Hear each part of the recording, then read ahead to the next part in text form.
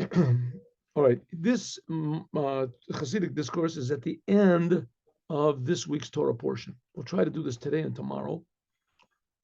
See if we succeed. Today is what? Tuesday. Also do it today and tomorrow and Thursday. We have 3 days to do it. Vayashken Lavan baboker. Lavan woke up in the morning.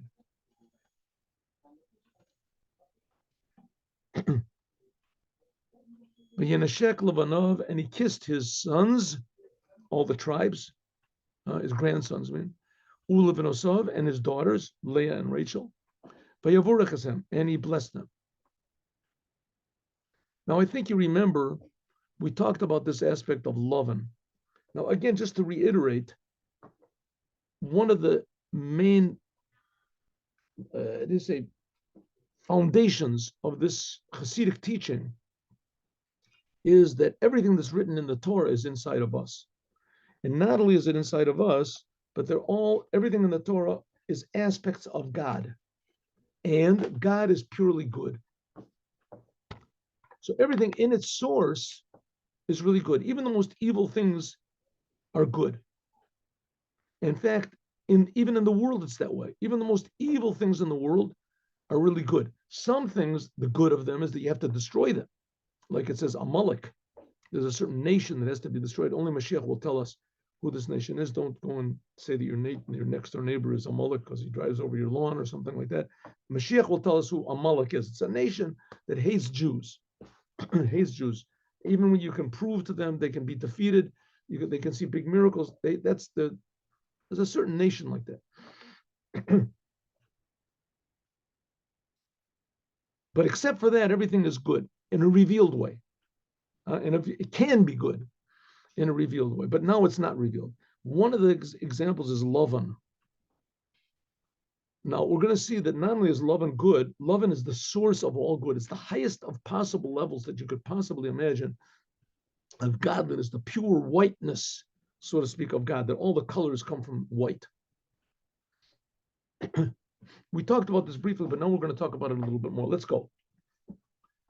So here we go. Now you have to remember, Yaakov went this week's Torah portion to refine and to correct Lavan, to elevate him and to bring out the good from Lavan into the world. What's this got to do with us, me and you? So we're going to see that Lavan is the inner essence good of God, that from it all good comes. The creation of the world, the ability to serve God, the ability to want to serve God. And we'll see, we'll talk about it in a moment. And who are his sons? His grandsons. Right? In this picture, he didn't have any sons, Lavan. He only had daughters. So we got, okay, here we go. It says, Kasiv, L'cha Hashem Gadula V'Gavura, to you, God is the greatness and the power. It's the prayer that King David said when he brought the ark back. We say it every day in our prayers. B'lashon nekeva, Gadula, Gadula, this is feminine. And feminine, Milashon nekeva. In English, there's no feminine nouns except for she and he, but there's, a tree, a house, a cow, a nice cow, a nice house, a nice house. There's not, in Hebrew, there is, right? Abayit is masculine, abayit tov is good, right? There's feminine adjectives, feminine this. Okay, so also here the same thing. Gedola means big, it's feminine. And Gevura is feminine, powerful. Yeah, just one moment. Rakshnia. Okay, so Lavan wakes up in the morning. This is after Yaakov works by him, right? And he works by him already over there 20 years. And he gets his daughters. And he raises up the tribes. And the tribes, and he has all these sheep, and it says there's big, deep Kabbalistic ideas what these sheep are. Some of them are spotted, some of them are stripes, nikudim, akudim. These are these tremendously high levels of godliness that's talked about. And this is all done by means of Jacob, Yaakov, working for evil Lavan. Now, Lavan was Yaakov's wife's brother, right? Rivka's brother was Lavan. So it was all in the family over there. So we're going to see. So Lavan was a really bad guy. He tricked Yaakov, it says hundreds of times, tricked him and lied to him and tried to this. And in the end, he had a thought maybe he was going to go and kill him. And a big angel, God came to Lavan and told him, don't touch. Okay, so all of this, that after all those stories, which we'll read about in this week's Torah portion, in the end, Lavan wakes up early in the morning and he kisses his, right, he's running after Yaakov and he finally catches up to him. And they make sort of peace because God threatened him. And Lavan woke up early in the morning. He kissed his sons, all the tribes, and his daughters, Leah and Rachel, and he blessed them. So we see that it came out happy ending. Happy ending. Lavan has been corrected, refined. And now Yaakov is going to have a harder job. He's going to have to deal with Esav. But we'll talk about that later, next week. Hine Kasiv, it says, and what's this relevant to us? So we'll see. So it says, Hagadula, it says, to you, God is the greatness and the power. This is feminine. What's this got to do with our topic? We'll see in a second. Shein bechinas makablim, these are levels of godliness which receive from the essence of God. Ki ba'orin sof, from the light of God himself, itself, lo shayach lashon gedula. We can't say that God himself is great. Let me make this bigger over here. 1 second.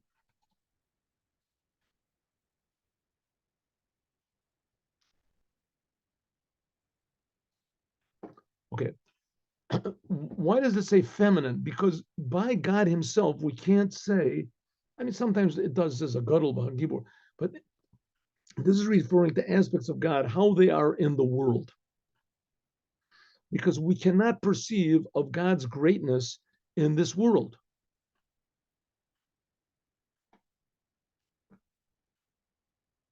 Lo shaykh, it's not impossible.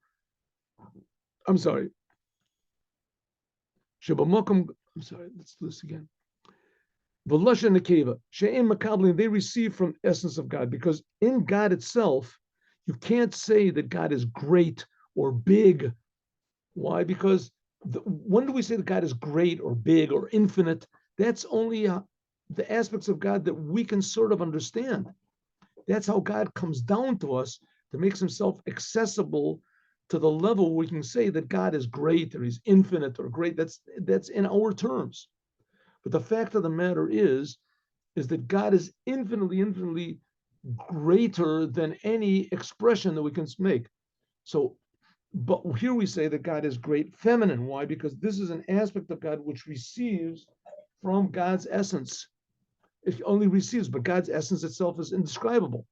Okay, where did this aspect, even this ability of God to come down to the world, that he can be called infinite or great, this Abraham started. Like God said, I will make your name great. That's what we say that God is the God of Abraham. This is the praise of God. That God can come down to be great. Abraham made God accessible to the world, that he's great. That godliness came down so much until it will be sure on Mizgalel, that it can be revealed in this aspect of Abraham, the love of Abraham. So what does it mean? We had a person, Abraham, that when you saw him, when you looked at him, you thought God exists and God is good. That was Abraham. Right? Abraham is not a normal person. This is a God person.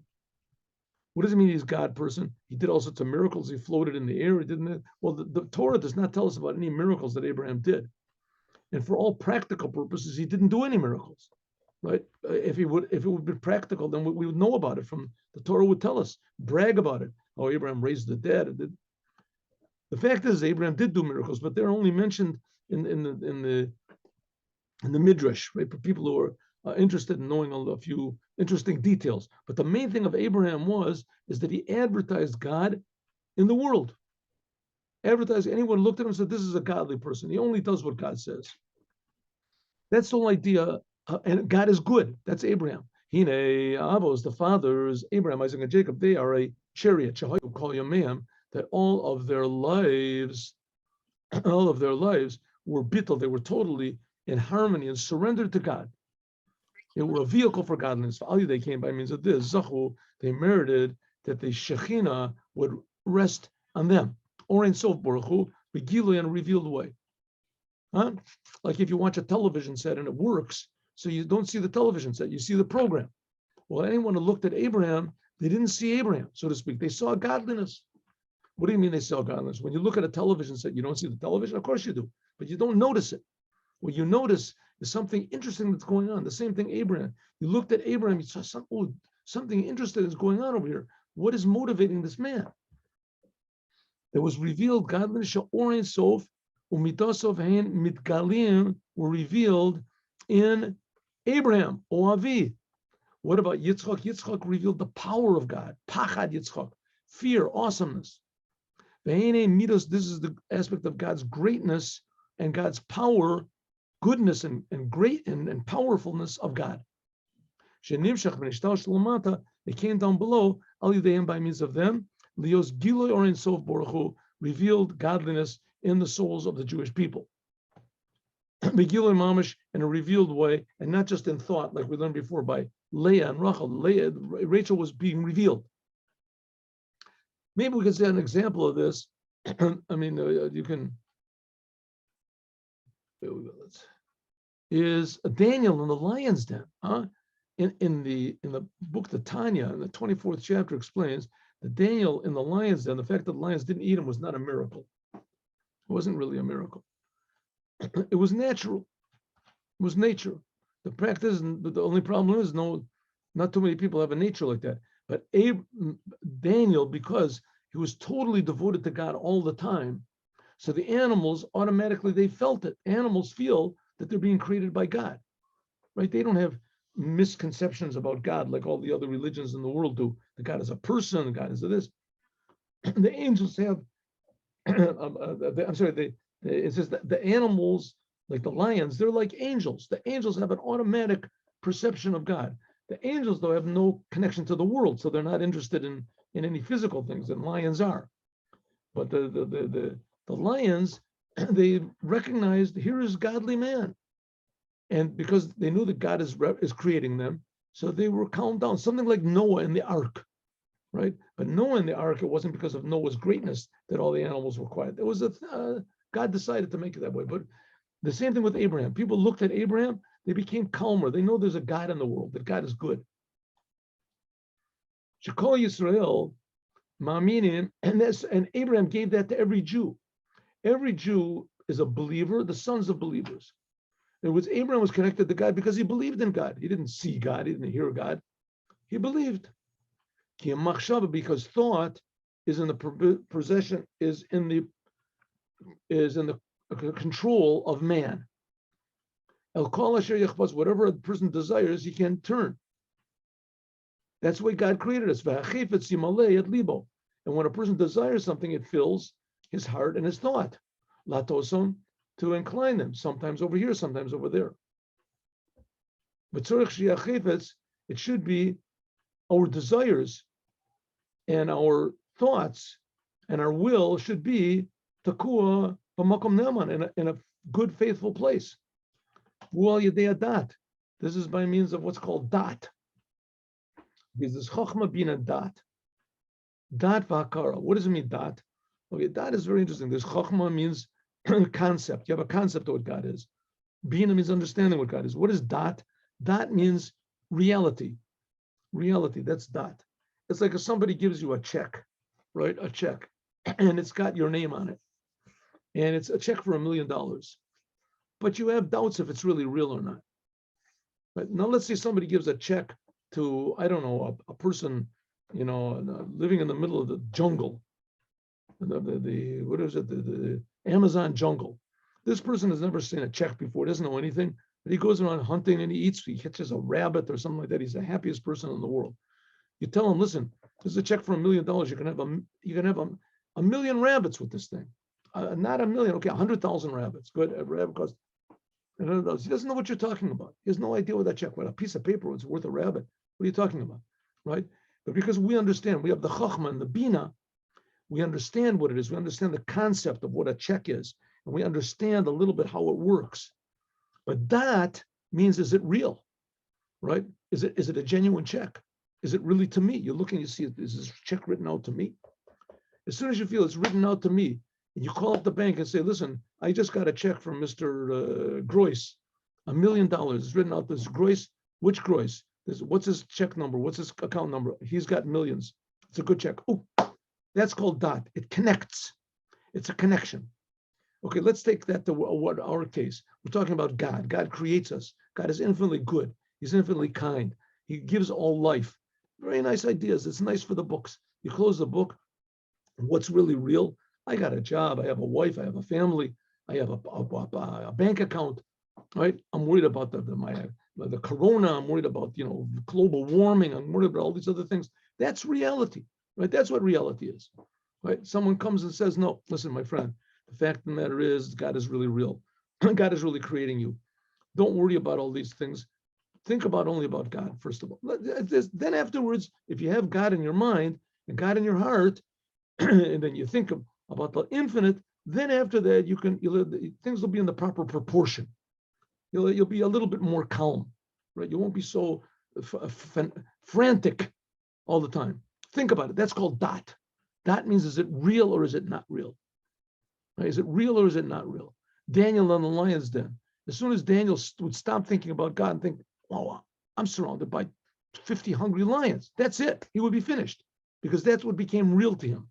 As long as Daniel was in the lion den and he thought the only thing that's real is God, and God is creating all these lions. He's creating all the lions, and the lions are doing their job, and I'm doing my job. And as if I do my job to serve God, the lions will respect me. And that's what happened. That's called dot, connection, reality. Where's your mind? This is feeling. Dat means to feel. As though you see. So Daniel in the lion's den, this is as though he saw godliness. He felt that the whole world is a big miracle, and part of that miracle is the lions, and part of that miracle is him. But the real reality is God. He's making this miracle all the time, and because of that, the lions respected him. Ukamayim Rizal, like the rabbis say, on Avram Avinu, all of a sudden he kirat boro. He recognized God when he was 3 years old, when he was 40 years old. There's different opinions.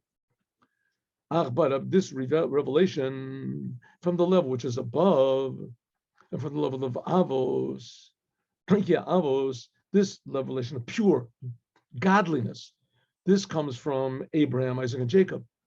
They were what we call a Merkava. They were a vehicle for the highest levels of godly revelation, called the world of Atzilut. Remember, we talked about that's the highest of the 4 dimensions of God's revelation, Atzilut. That in Atzilut it says, that God and all of his attributes are one. The local nefesh tuchal say, not too many people can get to this level. That's like the level that Daniel was at. But me and you, we're not the level of Daniel. If we get thrown into a lion's den, it says in that story over there with Daniel, it's in the book of Daniel. It says that he was thrown into this pit of lions. The king is, I have to remember, I forgot what it was. The king was Nebuchadnezzar, I think. You have to look and see. I'm pretty sure it was the king. Anyway, the king, whoever it was, he really liked Daniel. He liked him, but he was convinced by his advisors that that Daniel has to be killed, because they caught Daniel praying to God, and they made a decree that people have to pray only to the king. Anyway, so the king, against his will, threw him into this pit of lions. It must have been pretty bizarre, this pit, or what it was. But as far as I understand, the lions were like on the first floor, and there was a hole in the floor, or a hatch, and they would lower people into this den of lions. Then the king and everybody would on the second floor, whatever it was. So they lowered Daniel down, and nothing happened. The lions didn't eat him. So the advisors to the king said, "Listen, Your Majesty, probably the lions are not hungry. This Daniel, these Jews, you can't trust them. For sure, somebody went in and maybe they gave them all sedatives, or they fed them the night before, something like that. But obviously they're not hungry. So the king said, okay, let's do a simple scientific experiment over here. We'll throw you down, and we'll see what the lions do. And that's what they did. They threw all the advisors down, and that not one of them, their bones or anything touched the ground. It says the lions were so hungry that they ate them up in the air. In the air. I don't even think a drop of blood fell down on the ground. They just ate them up in midair. Sometimes like they throw the fish to the porpoises, jumps up and eats it. That's what the lions did. They ate them all up. Wow, what happened? Because these advisors, they're like you and me. They thought, a den of lions. Wow, maybe he's not hungry. They were hungry and they ate them. But Daniel was like Abraham, Isaac, and Jacob. And he really felt that there's a creator. In order for this revelation of God to be drawn down into the lower worlds, Bria, Yetzirah, and Asiya, in other words, down to us, that's where all the rest of the Jewish people come from. Bria is a tremendously high level of godliness. That's like a tzaddik, right? That's like a tzaddikim, Bria. In any case, the majority of the Jewish people, they can't get godliness straight from straight from the world of Atzilut, like Abraham did, like Daniel did. We get it by means of the Shvatim, by means of the 12 tribes. Ki Shevet, the whole idea, what is a tribe? The Shevet are the tribes. What the word Shevet also means a staff, like a branch of a tree. A branch we have the tree, and then we have the branches that come off. This is Hamshacha. This is like Kochava the Shavit. Like there is a shooting star. It has a long tail after it. So the tail, that's the shavit. That's a staff. Hu lashon shevet va'anaf. It's like a branch that comes from the tree, a big tree. But the big tree, that's like Abraham, Isaac, and Jacob. That's like the vehicle to pure godliness that God can be revealed. But how that can be revealed in the higher levels? But what about revealing God down to people like us? You have to have a shevet, you have to have a branch. And this branch is revealing godliness down into the lower worlds. That is represented by the Yud Beit Bakar, the 12 statues of oxes. What's that? King Solomon built the temple, right? So there's a law that the Kohanim, that the priests, before they start their service, they have to wash their hands and their feet. And there was a special laver that they would wash their hands and their feet from, like a big, bird bath or something, but there's the Kohanim bath. And they would wash their hands and their feet in this. There were spigots on it, and they would fill up vessels. Anyway, they would wash their hands and their feet. They would put the right hand on the right foot, and they would lift it up and wash. And so this big laver that held all the water in it, that was held up by 12 statues, 3 in each corner, right? North, south, east, and west. 3. And these statues were statues of oxes, 12 oxes. This corresponds to the 12 tribes. That corresponds to the 4 animals, 4 directions, 4 animals that are on the chariot, the face of man, the face of etc. Okay, what's going on over there? God made the world, but he made the world in a pattern. And the pattern that God made the world in, and it's talked about in the book Sefer Yetzirah. In any case, that's the pattern of creation. Each one has 3 of the 4 different directions. That's each one has corresponding to the 3, Abraham, Isaac, and Jacob. So there's 12. And from then, it's drawn down godliness into all the souls of the Jewish people. And that's the level of the Shvatim, the tribes. That Abraham, Isaac, and Jacob, that's only directly to receive from them. That's only the big tzaddikim. But me and you, we can receive from the 12 tribes. Everyone can receive godliness from them. That's what the prophet said on the exile. It's a sentence in Isaiah chapter 63. Over there, look and see. It says, Lama tita'u Hashem midarkacha. Why do you make us stray from your way? Takshiach libenu. You have made our hearts hard. You have hardened our hearts from fearing you. Shuv, please God, come back. Laman avadecha, for the sake of your servants. Shivtei nachlatecha. the tribes of your portion. What does it mean? Darkacha, your way. We have strayed from your way, God. What's your way? Your way, that's Abraham, Isaac, and Jacob. That it says that Abraham was holach v'naso negba. Especially, sorry, that was Abraham. Abraham, it said that he walked to God, coming and going back. Yitzchak, that is gevura, that's fear. It says, Medarkacha umiyiratecha, Medarkacha umiyiratecha, and from your fear, that's Yitzchak. In other words, we're not able to accept from these pure levels of godliness like Abraham, Isaac, and Jacob. Kobel and Navi, the prophet, is complaining, why have you made us stray and hardened our hearts that we cannot connect to Abraham and Yitzchak? Why have you made yourself far away from your face, God? Shid Galeh Aleinu, please reveal yourself to us, the Od Begalus, but you're not. We're now in exile of Edom. Isaiah is obviously prophesizing. Isaiah was before the destruction of the first temple. He wasn't even alive in the first temple. It was destroyed. But he's prophesying the destruction of the second temple, right? Why, God, have you hidden yourself after the destruction of the second temple? I'll call upon him at least. Okay, we can't perceive the godliness that Abraham, Isaac, and Jacob perceived, but Isaiah the prophet is saying, at least come back from and give us a revelation like Shivtei Nachlatech, like the 12 tribes. That even though that we cannot, this high levels of Abraham, Isaac, and Jacob, we cannot, Shura Miskala, we cannot perceive the soul, not because we're in exile, but by means of the tribes, as we can receive these revelations of God. Give us at least a little bit of an inkling, God, that you exist, right? Give us a little bit of a feeling. Okay, not like Abraham and Isaac and Jacob. We can't accept that, but at least like the tribes do. We can accept that a little bit. And now we're going to see that, Yaakov, Jacob, he's the source of the tribes. And we're going to see now Lavan is going to come and give a kiss to all of them. He's the source of everybody, but that we're going to have to learn, God willing, tomorrow. Now let's do the Devar Malchut. Stop the share.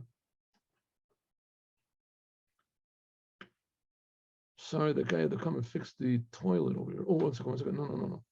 I think we're still recording. 1 second.